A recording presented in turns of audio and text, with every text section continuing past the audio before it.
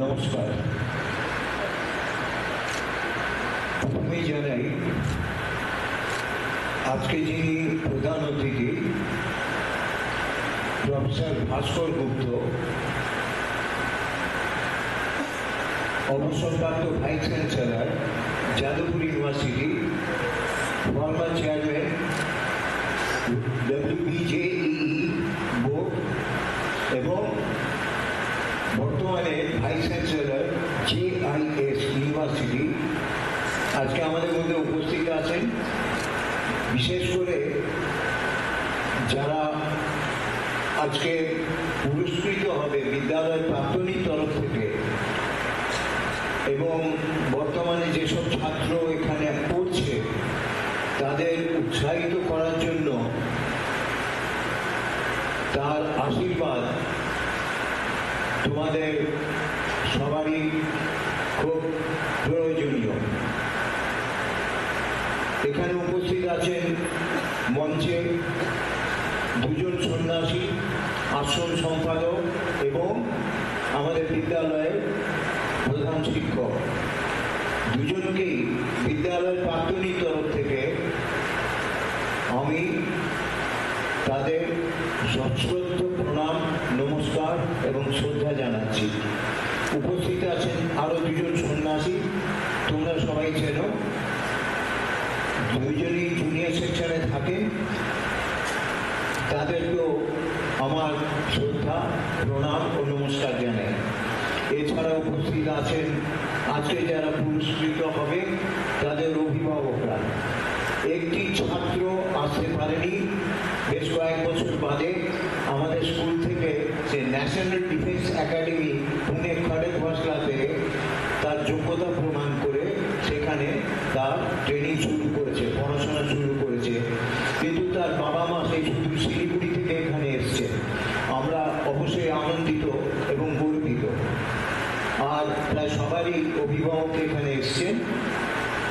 আমি দু একটা কথা বলবো। এই ধরনের অনুষ্ঠান বিদ্যালয় প্রাক্তনী এই প্রথম করছে।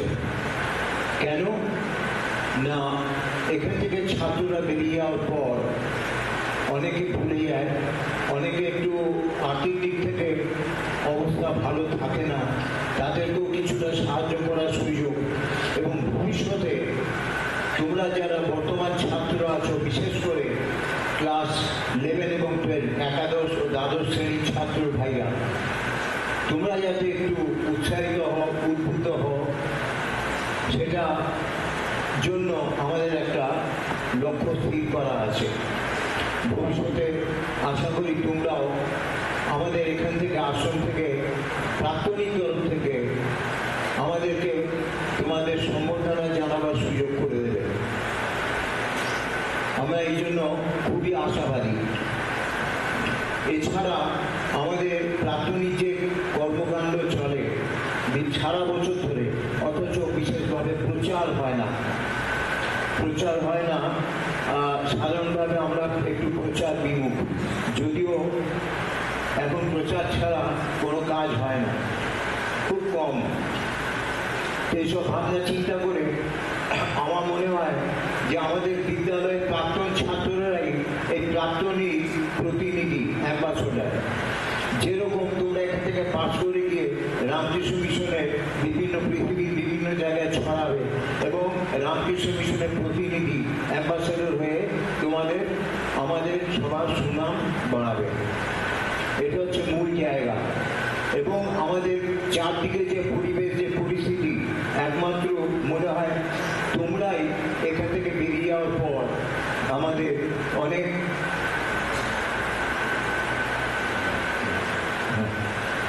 তো এগুলো আমাদের মধ্যে যাতে ভ্রাতৃত্ববোধ আরো দৃঢ় হয়, সেই জন্য আমাদের এই আয়োজন। আমি এখানে আমার শ্রদ্ধেয় কয়েকজন দাদা এসেছেন, 1961 সালে এখান থেকে পাস করেছেন, তাদেরকেও আমার শ্রদ্ধা নমস্কার জানাই।